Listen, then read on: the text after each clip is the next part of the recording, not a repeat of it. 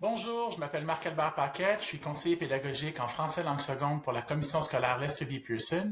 Bienvenue à cette nouvelle capsule de l'initiative DAB, Design d'apprentissage bimodal. Aujourd'hui, on va réfléchir à comment mettre à profit nos évaluations formatives.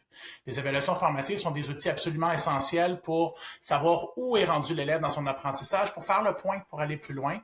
On va essayer de trouver des outils qui vont nous aider à le faire de façon efficace en ligne, soit de façon synchrone ou asynchrone.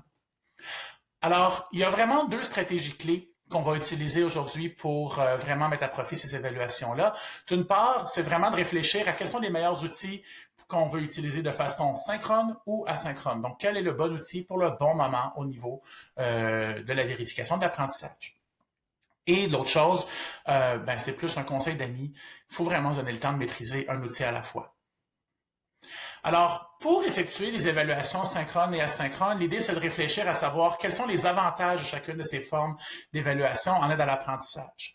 De façon asynchrone, c'est que l'élève peut y aller à son propre rythme. Alors, ça pourra s'agir ici de diapos interactifs qui sont menés par l'élève, on verra des exemples plus tard, des vidéos avec des questions enchâssées, ou par exemple un quiz qui va être sur un formulaire Google qui peut être chronométré ou pas, avec un temps limite.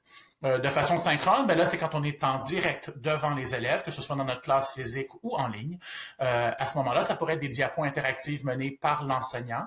Ça nous permettrait d'avoir un portrait de classe spontané pendant notre rencontre qu'on a avec nos élèves. Il y a également des sondages ou des mises au point qu'on peut faire en direct et des jeux questionnaires pour la classe comme Kahoot qui est assez populaire, mais il y en a d'autres également qu'on vous présentera dans un moment. Donc, ici, des exemples de diapositives collaboratives. Vous avez différentes formules qu'on va vous proposer. Il y a Pear Deck dont on a déjà parlé dans des vidéos précédentes. Alors, Pear Deck, ce qui est intéressant, c'est que la plateforme est assez intuitive, est assez conviviale pour les enseignants. Alors, c'est pratique pour nous. Il y a une belle sélection de questions qu'on peut écrire en français ou qu'on peut adapter des modèles qui nous sont proposés. Vous en avez quelques exemples à l'écran. Vous voyez également Nearpod. Nearpod est un peu le même concept que Pear Deck, peut-être un petit peu moins convivial au niveau de l'approche. Par contre, ils vont vous proposer une beaucoup plus grande sélection de types de questions que vous pourriez proposer aux élèves. Si vous êtes plus en mathématiques ou en sciences, vous avez Desmos qui est intéressant dans la mesure où c'est spécifiquement lié à ces matières-là. Et également, vous avez une grande sélection de questions, de types de questions en français. Que vous utilisez Pear Deck, Nearpod, Desmos ou encore d'autres sites du genre, ce qui est intéressant, c'est juste de garder en tête qu'on peut s'en servir tant de façon synchrone qu'asynchrone. Donc, ça peut être une présentation que l'élève va défiler, auquel il va répondre au fur et à mesure, ou quelque chose qu'on va faire en salle de classe. Ça peut être utilisé d'une façon ou d'une autre. Maintenant, si on va au niveau des sondages ou des mises au point, de façon synchrone. Quand vous utilisez Zoom, pour ceux qui privilégient cette plateforme-là, ils ont une fonction sondage que vous pouvez utiliser. Donc, c'est vraiment un genre de question à choix multiples que vous pouvez probablement préparer à l'avance. Et donc, vous l'enverrez, l'élève vote selon ce qu'il a appris ou ce que vous voulez savoir de lui. Une autre façon qui serait peut-être encore plus simple, vous avez toujours accès à la boîte de clavardage et à ce moment-là, vous pourriez choisir d'activer la boîte de clavardage pour le groupe, poser une question à l'élève et simplement inviter l'élève à répondre là-dedans. Donc, ça vous permet d'avoir un portrait global assez rapide de l'ensemble de votre groupe. Si vous voulez y aller différemment, il y a différentes applications, notamment Mentimeter et Poll Everywhere. Ce sont deux applications similaires. C'est à vous de choisir l'interface qui vous convient le mieux.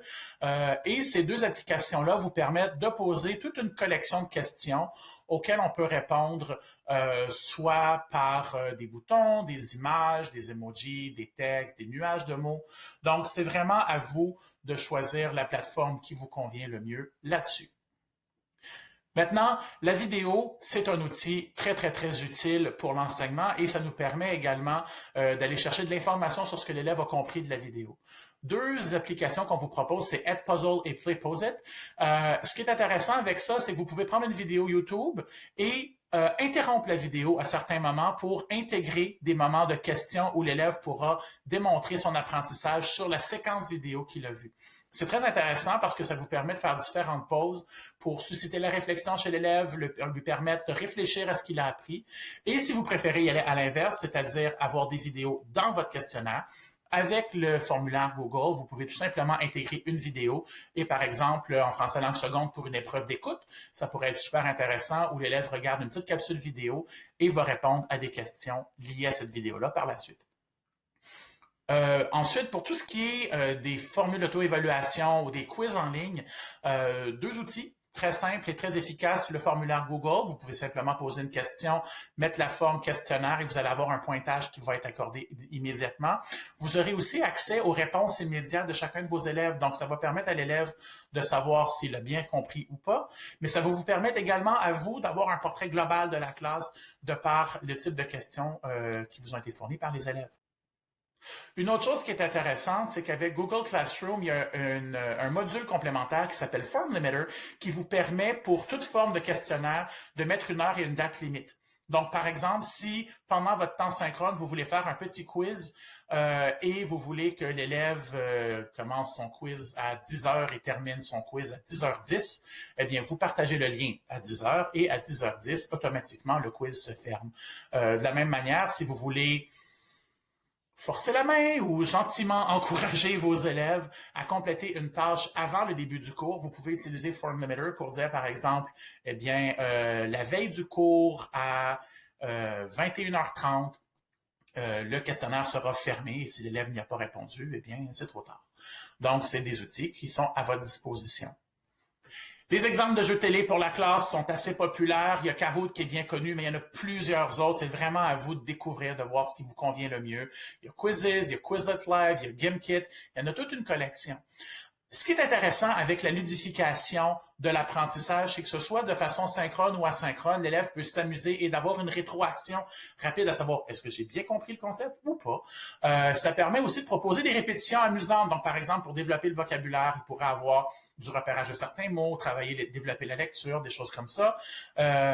Et ça permet d'avoir aussi un apprentissage qui est actif et engagé. Le jeu, ça a été démontré par la recherche, favorise l'engagement des élèves dans leur apprentissage. Et puis aussi, comme les enjeux liés à ce genre de quiz-là sont très faibles, c'est pas comme si c'était le gros examen du ministère super stressant, ça diminue l'anxiété par rapport à l'aide à l'apprentissage chez les élèves. Il y en a tout un paquet de plateformes.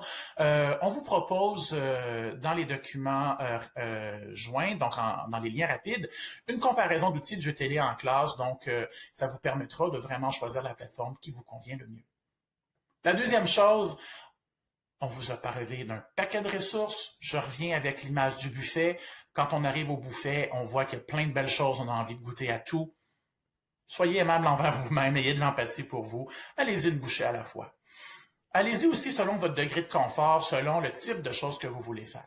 Donc, pour vous guider un peu dans votre choix, si vous voulez une tâche qui va être un peu plus facile pour l'appropriation, vous pouvez viser peut-être un sondage en ligne ou un formulaire Google. Ça, c'est assez intuitif, c'est assez facile d'utilisation.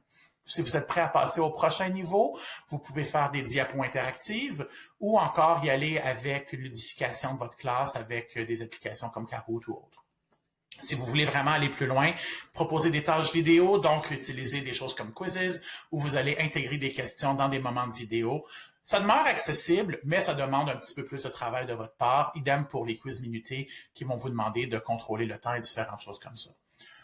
Autre chose, vos élèves, de manière générale, ils sont bons là-dedans. Alors, pourquoi ne pas faire équipe avec vos élèves et leur demander peut-être de créer eux-mêmes différents types d'évaluations formatives, soit par rapport à une chose qu'ils sont en train de partager avec la classe, soit un projet que vous êtes en train de faire. Profitez de l'expertise de vos élèves pour enrichir votre classe. En avançant, si vous voulez avoir d'autres idées, Laurie a partagé avec vous un article de Edutopia, 53 façons de vérifier l'apprentissage des élèves, donc d'évaluer en aide à l'apprentissage. Vous avez toutes sortes de pistes. L'article est en anglais et il est vraiment super intéressant. Je vous invite à le lire. Comme d'habitude, vous avez une sélection de ressources choisies dans les liens rapides. On vous invite à y jeter un œil pendant que vous effectuez des évaluations synchrones et asynchrones, pendant que vous prenez votre temps pour maîtriser un outil, une approche à la fois. Et évidemment, si vous avez différentes stratégies que vous aimeriez partager avec la communauté de Lester B, on est preneur, on veut vraiment savoir ce qui se passe dans votre classe pour pouvoir le partager avec l'ensemble de la communauté. Alors, écrivez-nous. Il ne reste plus qu'à vous remercier de votre attention et de vous inviter de regarder l'ensemble de la collection des 10 vidéos TAB du design d'apprentissage bimodal. À bientôt!